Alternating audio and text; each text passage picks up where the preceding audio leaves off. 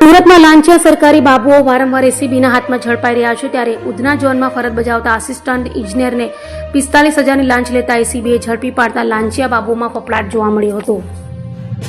સુરત મહાનગરપાલિકાના ઉધના ઝોનમાં ફરજ બજાવતા આસિસ્ટન્ટ ઇજનેર જિગ્નેશભાઈ નટવરલાલ મોદીને 45,000 રૂપિયાની લાંચ સ્વીકારતા એસીબીની ટીમે રંગે હાથ ઝડપી પાડ્યો હતો. વાત એમ છે કે ઉધના ઝોન વિસ્તારમાં પાણીની લાઈન નાખવાનું કામ પૂર્ણ કર્યું હતું. આ કામના બિલના નાણાં મંજૂર કરવાની કાર્યવાહી કરવા બદલ આરોપી જિગ્નેશ મોદીએ 50,000 રૂપિયાની લાંચની માંગણી કરી હતી. બાદમાં રકઝકના અંતે 45,000 રૂપિયામાં સોદો નક્કી થયો હતો. જોકે ફરિયાદી લાંચની રકમ આપવા ઈચ્છતા ન હોવાથી એન્ટી કરપ્શન બ્યુરોનો સંપર્ક કરી ફરિયાદ નોંધાવી હતી. ફરિયાદના આધારે એસીબીએ છટકું ગોઠવ્યું હતું અને ટ્રેપ દરમિયાન આરોપી જિગ્નેશ મોદી ફરિયાદી પાસેથી 45,000 રૂપિયાની લાંચની રકમ સ્વીકારી હતી. ત્યારબાદ એસીબીની ટીમે ઉધના સાઉથ ઝોન ઓફિસની બહાર રોડ સાઇડ પરથી આરોપીને રંગે હાથ ઝડપી પાડતા લાંચિયા બાબુઓમાં ફફડાટ જોવા મળ્યો હતો.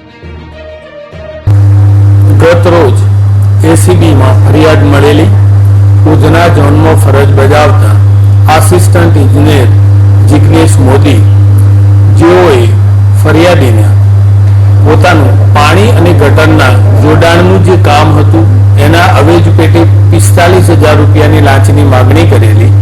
જે 45,000 રૂપિયાની લાંચની તેઓએ સ્વીકાર કરતા પકડાઈ ગયેલા છે, જેઓ વિરુદ્ધ કાયદેસર કાર્યવાહી હાથ ધરી ઇન્વેસ્ટિગેશન ચાલુ છે. આ જિગ્નેશ મોદી અગાઉ 2021માં પણ જ્યારે રાંદેર ઝોનમાં ફરજ બજાવતા હતા એ દરમિયાન પણ 15,000 રૂપિયાની લાંચની માગણીમાં અને એ સ્વીકારમાં પકડાયેલા છે, જે કેસ હાલ કોર્ટમાં પડતર છે.